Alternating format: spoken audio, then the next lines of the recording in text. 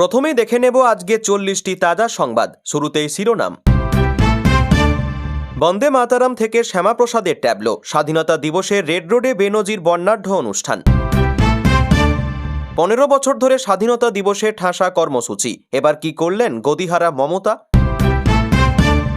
বাড়ির প্রত্যেক সদস্যের জন্য আলাদা আয়ুষ্মান কার্ড, আধার নম্বরে মিলবে উপভোক্তার তথ্য। ঋতব্রত শিবিরে স্বাধীনতা উদযাপনে হঠাৎ হাজির কুণাল। তারপর দেবরাজের দাদাগিরির নয়া হদিশ, দাবিমতো কোটি টাকা না দেওয়ায় কাজ বন্ধ মামলায় চার্জশিট। বিকশিত ভারত গড়ার নীল নকশা, লালকেল্লায় শক্তির সপ্তধারা কর্মসূচির উল্লেখ মোদির। সরকারি স্বাস্থ্য বিমায় বরাদ্দ বাড়াচ্ছে রাজ্য, নয়া হারে চিকিৎসার খরচ পাবেন রাজ্য সরকারি কর্মী পেনশনভোগীরা। তৃণমূল জিতলে তৃণমূলই থাকতাম, অকপট স্বীকারোক্তি রচনার মুখ খুললেন আরবানা বিতর্কেও। লালকেল্লা থেকে বিকশিত ভারতের লক্ষ্য বেঁধে দিলেন প্রধানমন্ত্রী, যুবশক্তির উদ্দেশ্যে রইল বিশেষ বার্তা। রাত 12টাতেও লাইব্রেরিতে পড়ার সুযোগ পড়ুয়াদের জন্য পুলিশের নিরাপত্তা রায়গঞ্জে। টুলুর কারবারের সঙ্গে যোগ, বীরভূমের ভূমি দপ্তরের হেড ক্লার্কের বাড়িতে পুলিশ।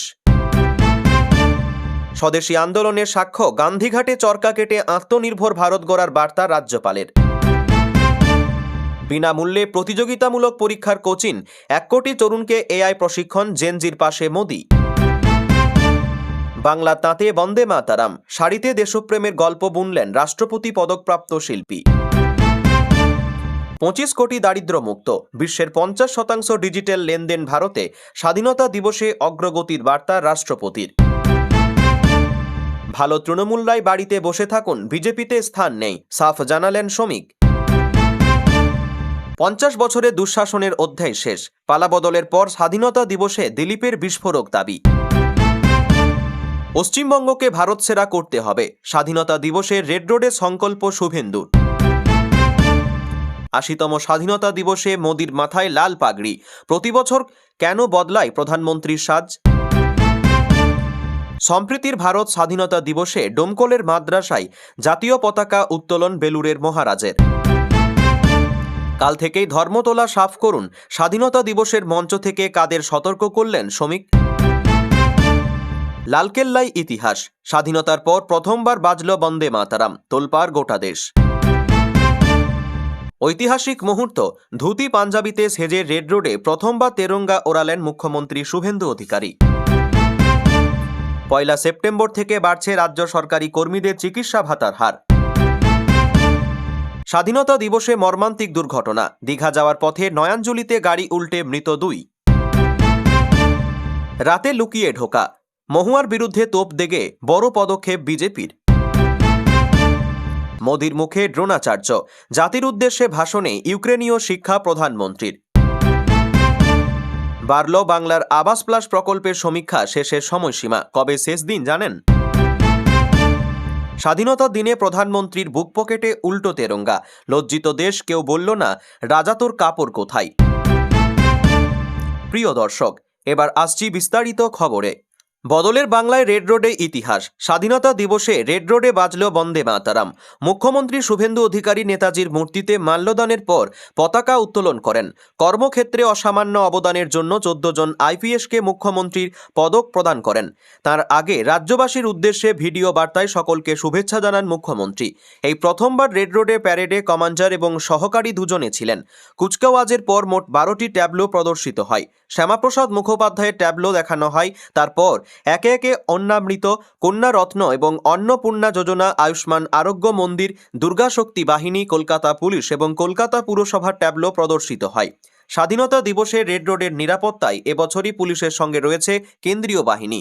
কলকাতা জুড়ে নিরাপত্তা দায়িত্ব অতিরিক্ত প্রায় 3000 পুলিশ। রেড রোডকে 13টি জোনে ভাগ করা হয়েছে। প্রত্যেক সেক্টরের দায়িত্বে একজন করে ডিসি পদমর্যাদার পুলিশ কর্তা। 13টি জোনের আওতায় 80টি সেক্টর। এছাড়াও নিরাপত্তার দায়িত্বে পুলিশের অতিরিক্ত কমিশনার, যুগ্ম কমিশনার, 20 জন ডিসি, 40 জন অ্যাসিস্ট্যান্ট পুলিশ কমিশনার। সারা শহর জুড়ে টহল দিচ্ছে 9টি পিসিআর ভ্যান, 3টি কুইক রেসপন্স টিম। নজরদারির জন্য শহরে 19টি পুলিশ পিকেট, মেট্রো স্টেশনে 25টি পিকেট, 24টি পিকেট শহরের বিভিন্ন বাজার ও শপিং মলে, কালীঘাট মন্দির ছাড়াও 7টি ধর্মস্থানে।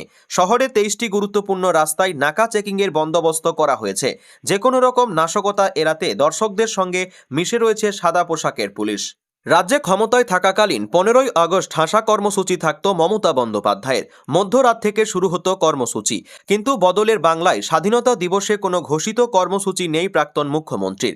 এদিন কোনো অনুষ্ঠানে উপস্থিত হয়ে জাতীয় পতাকা উত্তোলন করতেও দেখা যায়নি তাকে। সূত্রের খবর, গতকাল মমতা নিজের কালীঘাটের বাড়িতেই রয়েছেন। যদিও কালীঘাটে তৃণমূল কার্যালয়ের সব কর্মীদেরই এদিন ছুটি দিয়েছেন তিনি। শুধু এদিনই নয়, রবিবারও ছুটি তাঁদের। রাজ্যে ক্ষমতায় আসার আগে ও পরে মধ্যরাতে স্বাধীনতা উৎসব উদযাপন করতেন মমতা বন্দ্যোপাধ্যায়। গত কয়েক বছর ধরে হাজরা মোড়ে ফ্রিডম অ্যাট মিডনাইট অনুষ্ঠানের আয়োজন করা হতো, সেখানে উপস্থিত থাকতেন মমতা। কিন্তু এবার আর সেখানে তৃণমূলের ব্যানারে কোনো কর্মসূচি হয়নি।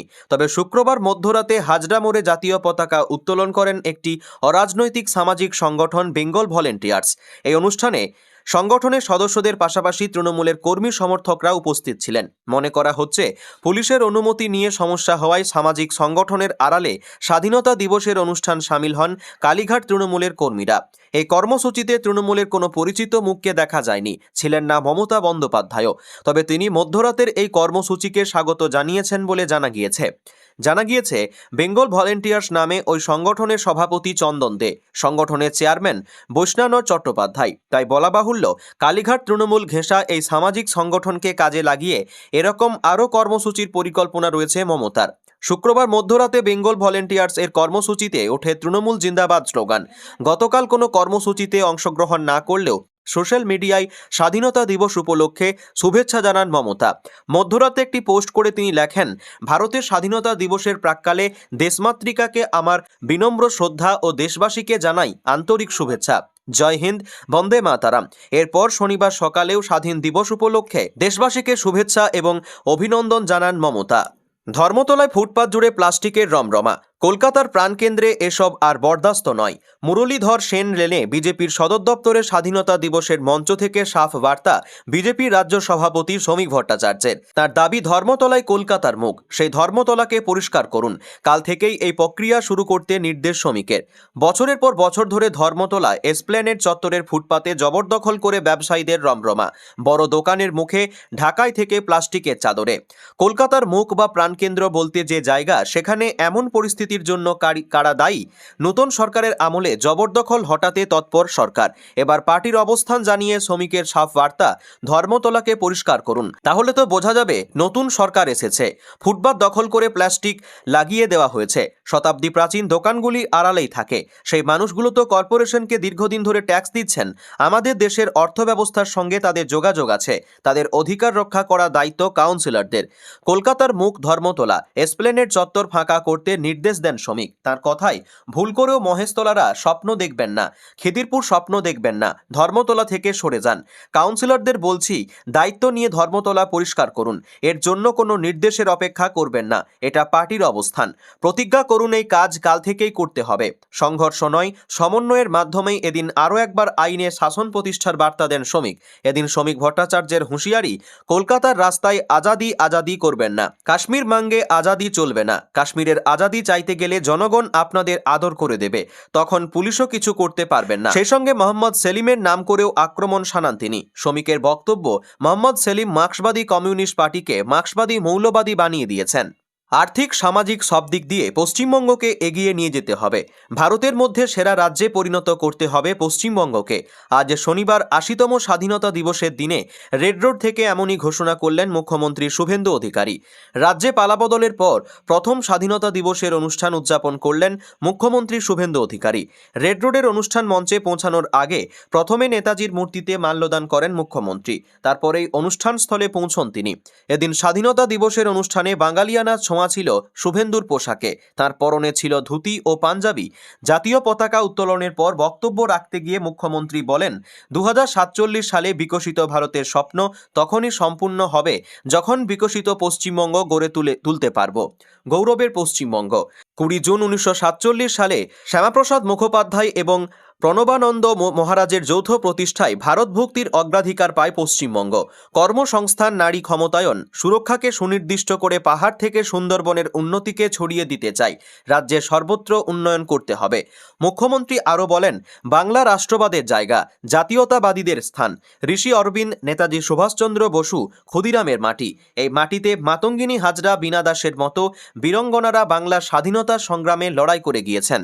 আসুন হাতে হাত মিলিয়ে রাজনৈতিক সংকীর্ণতা দূরে সরিয়ে রেখে বাংলার উন্নয়নে সামিল হয়। যে সংকল্প নিয়ে গত 9 মে 2026 সালে প্রধানমন্ত্রীর উপস্থিতিতে ব্রিগেডের শপথ নিয়েছি, সেই শপথের কোনো অসম্মান হবে না। 16 আগস্ট রাজ্য জুড়ে চালু হচ্ছে আয়ুষ্মান ভারত। নেতাজি ইন্ডোর স্টেডিয়ামে প্রাথমিকভাবে 3000 উপভোক্তার হাতে তুলে দেওয়া হবে আয়ুষ্মান ভারত কার্ড। স্বাস্থ্যসাথীর মতো পরিবার পিছু একটি কার্ড নয়, পরিবারের প্রতি সদস্য পাবেন আলাদা আলাদা কার্ড। স্বাস্থ্য দপ্তরের তরফে জানানো হয়েছে, বাড়িতে বাড়িতে কার্ড পৌঁছে দেওয়া হবে স্থানীয় প্রশাসনের সহায়তায়। পশ্চিমবঙ্গের আনুমানিক 1.5 কোটি পরিবার, 6 কোটি নাগরিক আয়ুষ্মান ভারতের অন্তর্ভুক্ত হতে চলেছে। আয়ুষ্মানের পাশাপাশি চালু করা হচ্ছে মুখ্যমন্ত্রী স্বাস্থ্য বীমা যোজনা। যারা আয়ুষ্মান কার্ড পাবেন না তারা এই প্রকল্পের সুবিধা পাবেন। হাসপাতালে ভর্তি গেলে যদি এই কার্ডগুলি নিয়ে কোনো উপভোক্তা ভুলেও যান তাতেও সমস্যা নেই, আধার নম্বর দিলেই মিলবে পরিষেবা। আয়ুষ্মান ভারত ও মুখ্যমন্ত্রী স্বাস্থ্য বীমা যোজনা দুই প্রকল্পই আধার কার্ডের সঙ্গে সংযুক্ত। সেক্ষেত্রে হাসপাতালে ভর্তির সময় উপভোক্তাদের শুধুমাত্র আধার কার্ড নিয়ে গেলেই হবে। আধার কার্ডের নম্বর টাইপ করলেই মুহূর্তে বেরিয়ে যাবেন উপভোক্তার বিস্তারিত তথ্য। রবিবার নেতাজি ইন্ডোর স্টেডিয়ামে উপস্থিত থাকবেন মুখ্যমন্ত্রী শুভেন্দু অধিকারী, স্বাস্থ্যমন্ত্রী ডক্টর শারদত্ত মুখোপাধ্যায়। শর্তের কারণে আয়ুষ্মানে যাদের নাম উঠবে না তাদের জন্য একই দিনে চালু হচ্ছে মুখ্যমন্ত্রী স্বাস্থ্য বীমা। তবে এখনই বন্ধ হচ্ছে না স্বাস্থ্যসাথী। অন্তত 3 মাস 3টি প্রকল্প পাশাপাশি চলবে। পরিস্থিতি পর্যালোচনার পর ধাপে ধাপে স্বাস্থ্যসাথী প্রত্যাহারের সিদ্ধান্ত নেওয়া হয়েছে। শুক্রবার সাংবাদিক সম্মেলন থেকে স্বাস্থ্যমন্ত্রী জানিয়েছেন, 16 আগস্ট আয়ুষ্মান দিবস ঘোষণা করেছেন মুখ্যমন্ত্রী। নেতাজি ইন্ডোর স্টেডিয়াম থেকে তিনি প্রাথমিকভাবে 3000 মানুষের হাতে আয়ুষ্মান ভারত কার্ড তুলে দেবেন। স্বাস্থ্যসাথীর মতো শুধু হাসপাতাল প্যাকেজের টাকাটুকু নয়, আয়ুষ্মান ভারতে মিলবে ভর্তির আগের 3 দিন, এমনকি হাসপাতাল থেকে ছুটি হওয়ার পরের 15 দিনের খরচও। আয়ুষ্মান ভারত অথবা মুখ্যমন্ত্রী স্বাস্থ্য বীমা যোজনা দুই প্রকল্পের ক্ষেত্রেই 70 ঊর্ধ্ব বয়স হলে কোনো রকম যোগ্যতা বিচার করা হবে না। কোনো রকম বাধা ছাড়াই তারা আয়ুষ্মান ভারতের নাম নথিভুক্ত করতে পারবেন। প্রকল্পের জন্য কেন্দ্রের তরফে প্রায় 1000 কোটি টাকা বরাদ্দ হয়েছে, যার 60% কেন্দ্র, 40% অর্থ রাজ্য বহন করবে। স্বাস্থ্য দপ্তর সূত্রে খবর, আয়ুষ্মান পরিষেবার জন্য 1930টি হাসপাতাল প্রস্তুত রয়েছে। এর মধ্যে 1303টি বেসরকারি এবং 627টি সরকারি হাসপাতাল। স্বাধীনতা দিবসে বেনজির মুহূর্তের সাক্ষী থাকল তৃণমূল কংগ্রেসের মেট্রোপলিটন কার্যালয়, যে অফিস বর্তমানে ঋতব্রত শিবিরের দখলে। এদিন তাঁদের স্বাধীনতা দিবসের উদযাপনে হঠাৎ হাজির হলেন কালীঘাটপন্থী বিধায়ক কুণাল ঘোষ। চন্দ্রিমা ভট্টাচার্যের বক্তৃতা চলাকালীনই কার্যালয়ের সামনে গিয়ে দাঁড়ায় কুণাল ঘোষের গাড়ি। সটান গাড়ি থেকে নেমে গটগটিয়ে তিনি ঢুকে যান পার্টি অফিসে। তাকে দেখে খানিকটা ভেবাচেকা পরিস্থিতিতে পড়েন বৈকি অরূপ চন্দ্রিমারা। তবে কুণালের সারপ্রাইজ ভিজিটে অনুষ্ঠান এক মুহূর্তের জন্য ব্যাঘাত ঘটেনি, বরং ঋতব্রত শিবিরের স্বাধীনতার উদযাপনে মিশে গিয়ে শহীদ বেদিতে পুষ্প অর্পণ করেন বেলেঘাটার বিধায়ক কুণাল ঘোষ। সতীর্থদের প্রস্তাবে কয়েক মিনিটের বক্তৃতাও দেন, যদিও সেখানে উপস্থিত ছিলেন না বিরোধী দলনেতা। জানা গিয়েছে, ঋতব্রত বন্দ্যোপাধ্যায় তখন রেড রোডের অনুষ্ঠানে গিয়েছিলেন। বলে রাখা ভালো, ঋত শিবিরে দখলে থাকা তৃণমূল কংগ্রেসের মেট্রোপলিটনের এই কার্যালয়টি কুণাল ঘোষের বিধানসভা এলাকা বেলেঘাটার অন্তর্ভুক্ত। অর্থাৎ ওই এলাকার বিধায়ক হিসেবে তিনি যে সৌজন্যের নজির দেখিয়েছেন তা বলাই বাহুল্য। এই প্রসঙ্গে কুণাল ঘোষ বলেন, তপসিয়ার পুরনো ভবনেও স্বাধীনতা দিবসের অনুষ্ঠান হয়েছে, পতাকা তোলা হয়েছে। ওখানে দোলা সেন, বৈষ্ণব চট্টোপাধ্যায়, ছাত্র যুবরা ছিলেন। সেখান থেকেই ফিরছিলাম, এই কার্যালয়ের সামনে দিয়েই ফেরার রাস্তা। দেখলাম পতাকা তোলা হচ্ছে, নেমে পড়লাম। আমাদের দলেরই তো অফিস, অসুবিধা কি? 3 মাস আগেও তো একই পরিচয়ে রাজনীতির ময়দানে লড়াই। বর্তমানে শাসক শিবিরের সঙ্গে বিরোধিতায় তৃণমূলের দুই শিবিরের দ্বৈরথ দেখতে অভ্যস্ত বঙ্গবাসী। সেই আবহে চন্দ্রিমাদের স্বাধীনতা উদযাপন ভবনে কুণাল সারপ্রাইজ ভিজিটকে চন্দ্রিমা অরূপ রায়রা কেমনভাবে নিলেন? ঋত শিবিরের নেত্রী চন্দ্রিমা ভট্টাচার্য জানান, শহীদদের শ্রদ্ধা জানাতে যে কেউ আসতে পারে, পথ চলতি যে কোনো মানুষই আসতে পারেন। উনি এই এলাকার বিধায়ক, শুনলাম বলেছেন এখান থেকে যাচ্ছিলেন, পতাকা তোলা হচ্ছে দেখে নেমে পড়েছেন। এসেছেন ভালো, এটাই তো গণতন্ত্র যে স্বাধীনতা দিবসে আমাদের এখানে সকলেই এসে শহীদদের শ্রদ্ধা জানিয়ে যেতে পারেন। উনিও তেমনই এসেছেন। উল্লেখ্য, এদিন কুণাল ঘোষের বক্তব্যের সিংহভাগ জুড়ে ছিল তৃণমূল নেত্রী মমতা বন্দ্যোপাধ্যায়ের কথা। সামনে দাঁড়িয়ে ঋতপন্থী নেতা নেত্রীরাও তা মন দিয়ে শুনেওছেন। নেতাজির অপমানে অনন্ত মহারাজের গ্রেপ্তারির দাবিও তোলেন এদিন কুণাল। প্রসঙ্গত 21শে জুলাই নিয়ে তৃণমূল কংগ্রেসের দুই শিবিরের প্রতিযোগিতা দেখেছে কলকাতা। আগামী 28শে আগস্ট যুব তৃণমূল কংগ্রেসের প্রতিষ্ঠা দিবস উদযাপন নিয়েও সামনে আসতে পারে ঋতব্রত দল বনাম মমতাপন্থীদের দ্বৈরথ। বর্তমানে দুই শিবিরের মধ্যে জারি প্রতীক যুদ্ধ। এই আবহে স্বাধীনতা দিবস অন্তত দুই শিবিরকে এক উঠোনে তো আনতে পারল, ব্যঙ্গ করে হলেও সমালোচনা করতে ছাড়েননি বিরোধীরা। স্বাধীনতা দিবসে লালকেল্লা থেকে জাতির উদ্দেশ্যে ভাষণ দিতে গিয়ে দ্রোণাচার্যের প্রসঙ্গ টানলেন প্রধানমন্ত্রী নরেন্দ্র মোদী। ইউক্রেন যুদ্ধ থেকে পাওয়া শিক্ষা এবং আধুনিক যুদ্ধক্ষেত্রে ড্রোনের ক্রমবর্ধমান গুরুত্ব বোঝাতে গিয়ে প্রসঙ্গটি উপস্থাপন করেন তিনি। প্রধানমন্ত্রী বলেন, দেশের পুরনো আইন বাতিল করা হয়েছে, প্রতিরক্ষা ক্ষেত্র 4 গুণ বেড়েছে, দ্রুত গতিতে এগিয়ে চলেছে দেশ। 2047 সালে বিকশিত ভারত সংকল্প অপূর্ণ থাকবে না। মোদী তার ভাষণে প্রতিরক্ষা ক্ষেত্রে আত্মনির্ভরতার উপর সবচেয়ে বেশি জোর দিয়েছেন। তিনি স্পষ্ট জানিয়ে দিয়েছেন, ভারত কেবল অস্ত্র আমদানিকারক দেশ হিসাবে থাকবে না, বরং বিশ্বে আধুনিক সমরাস্ত্র সরবরাহকারী দেশ হিসাবে আত্মপ্রকাশ করবে। এই প্রসঙ্গে তিনি ঘোষণা করেন, বর্তমান যুদ্ধরীতির পরিবর্তনের সঙ্গে তাল মিলিয়ে ভারত নিজস্ব ড্রোন, কাউন্টার ড্রোন সিস্টেম এবং হাইপারসনিক প্রযুক্তিতে নেতৃত্ব দেবে। আসলে যত দিন যাচ্ছে যুদ্ধের চরিত্র দ্রুত বদলে যাচ্ছে। একসময় যুদ্ধের ময়দানে ট্যাঙ্ক, যুদ্ধবিমানের মতো বড় বড় সামরিক সরঞ্জামই ছিল শক্তির অন্যতম মাপকাঠি। কিন্তু ইউক্রেন যুদ্ধ সেই ধারণায় বদল এনেছে।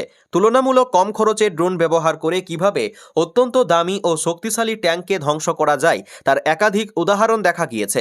ইউক্রেনীয় ড্রোনের আঘাতে ধ্বংস হয়েছে বড় বড় রুশ ড্রোন। ফলে যুদ্ধক্ষেত্রে ড্রোন এখন আক্রমণ এবং প্রতিরোধের অস্ত্র হয়ে উঠেছে। তবে শুধু ইউক্রেন যুদ্ধ নয়, সাম্প্রতিক অতীতে অপারেশন সিঁদুরেও ড্রোনের গুরুত্ব প্রত্যক্ষ করা গিয়েছে।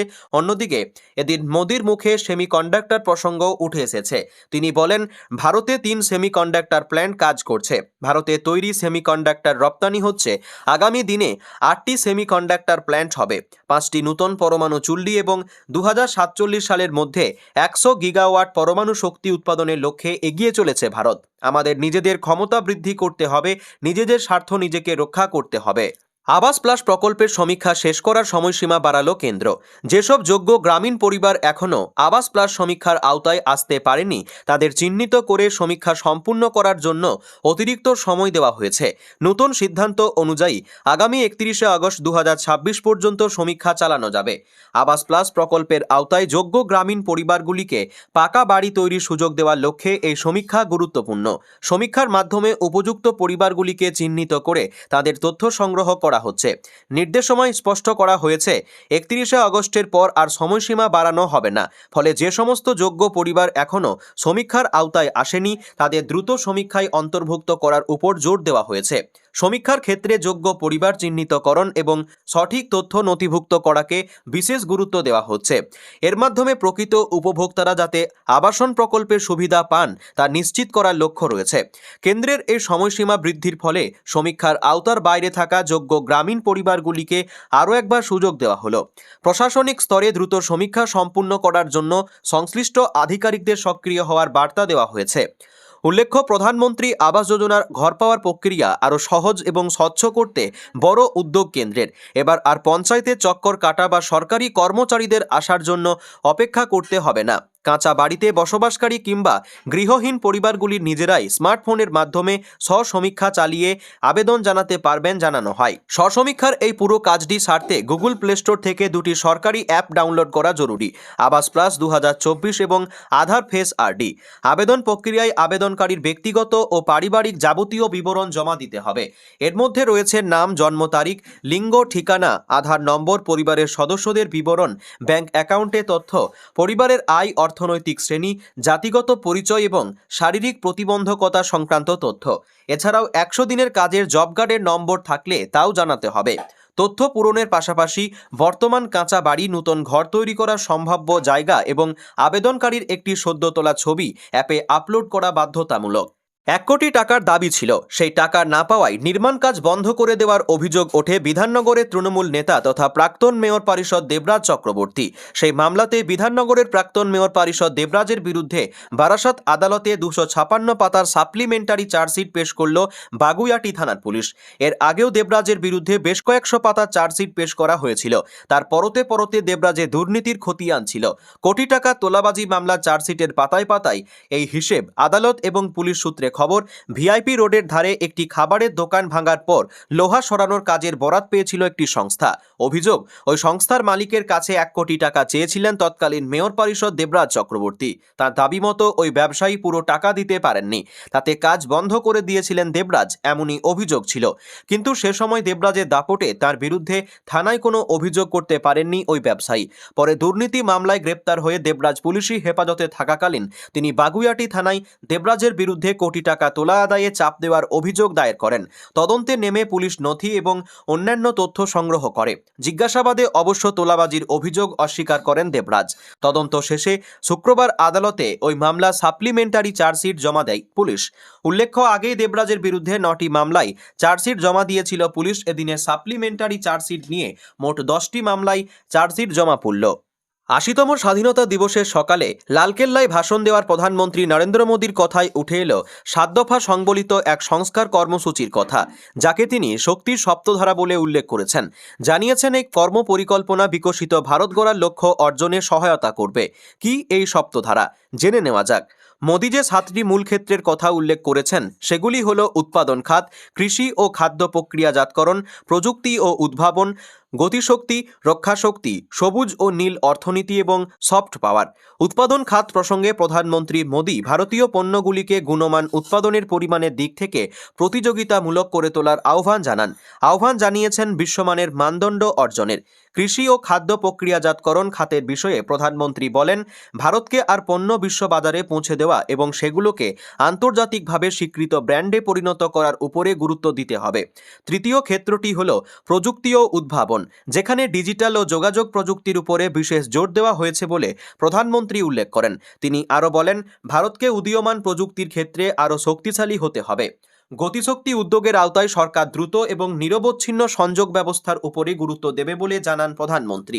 সেই সঙ্গে প্রধানমন্ত্রী বলেন যে পঞ্চম ক্ষেত্র হল রক্ষা শক্তি। প্রতিরক্ষা প্রযুক্তির ক্ষেত্রে ভারতকে স্বনির্ভর করে তোলার উপর আলোকপাত করেন তিনি। ড্রোন এবং সুপারসনিক প্রযুক্তি সহ অত্যাধুনিক বা পরবর্তী প্রজন্মের প্রতিরক্ষা শক্তি গড়ে তোলার প্রয়োজনীয়তার উপরে গুরুত্ব আরোপ করেন। ষষ্ঠ ক্ষেত্রটি হল সবুজ এবং নীল অর্থনীতি।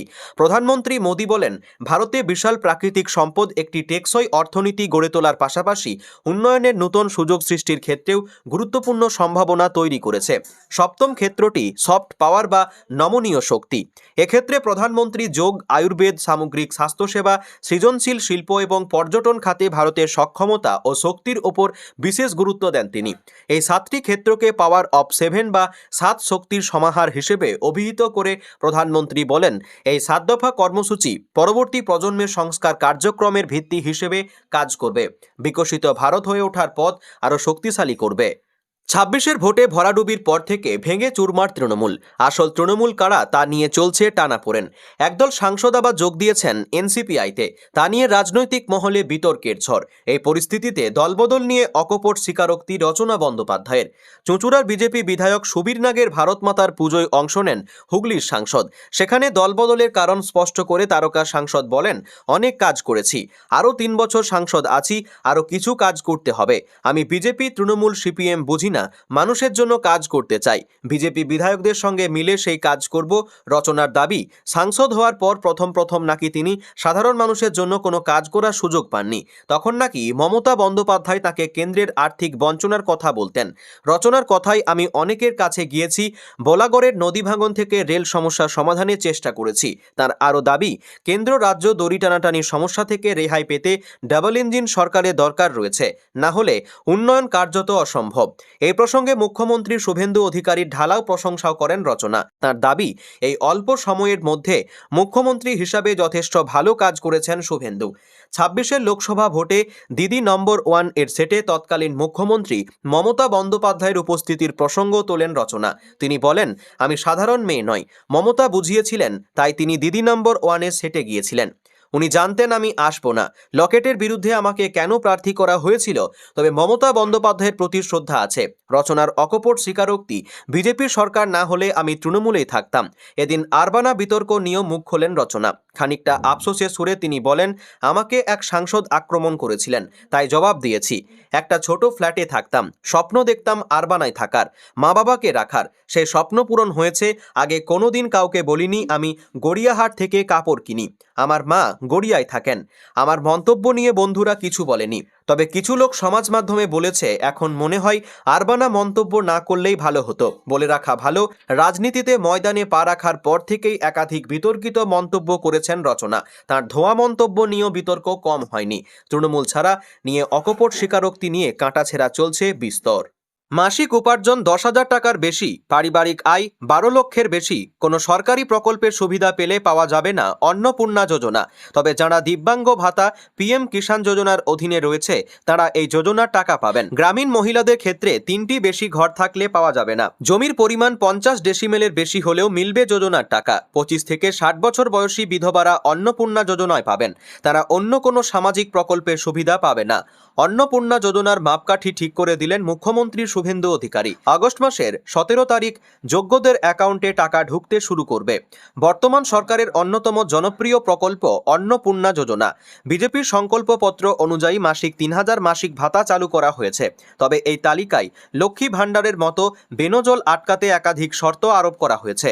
মুখ্যমন্ত্রী বারবার বলেছেন, যোগ্যরাই এই টাকা পাবেন, সরকারি টাকা নয়-ছয় করতে দেবেন না। সেই মোতাবেক মাপকাঠি বেঁধে দিয়েছেন তিনি। এদিন শুভেন্দু বলেন, আগের মাসে প্রশ্ন উঠেছিল অনেক যোগ্য মহিলা টাকা পাচ্ছেন না। এবার গ্রামীণ এলাকায় মহিলাদের 3টির বেশি ঘর থাকলে মিলবে টাকা। এতে গ্রামীণ মহিলাদের সংখ্যা বাড়বে। রাজ্যে বিধানসভা নির্বাচনের আগে বিজেপির সংকল্পপত্রে 25 থেকে 60 বছর বয়সী মহিলাদের অন্নপূর্ণা যোজনা দেওয়ার প্রতিশ্রুতি দেওয়া হয়। রাজ্যে বিজেপি ক্ষমতায় আসার পর এই প্রকল্প বাস্তবায়নের কাজ চলছে। ইতিমধ্যে জুন মাসে 28 লক্ষ মহিলার অ্যাকাউন্টে ঢুকেছে অন্নপূর্ণা যোজনার টাকা। জুলাই মাসে 1,19,00,000 মহিলা পেয়েছেন টাকা। চলতি মাসে উপভোক্তার সংখ্যাটা বাড়বে বলে জানান মুখ্যমন্ত্রী শুভেন্দু অধিকারী। মুখ্যমন্ত্রী বলেন, 25 থেকে 60 বছর বয়সী যোগ্য মহিলারা টাকা পাবেন, এই নিয়ে চিন্তার কোনো কারণ নেই। অর্থ দপ্তর জেলা ধরে ধরে টাকা ট্রান্সফার করবে। যাদের ভেরিফিকেশন কমপ্লিট হয়ে গিয়েছে তাদের প্রত্যেক মাসে দ্বিতীয় সপ্তাহে অ্যাকাউন্টে টাকা ঢুকে যাবে।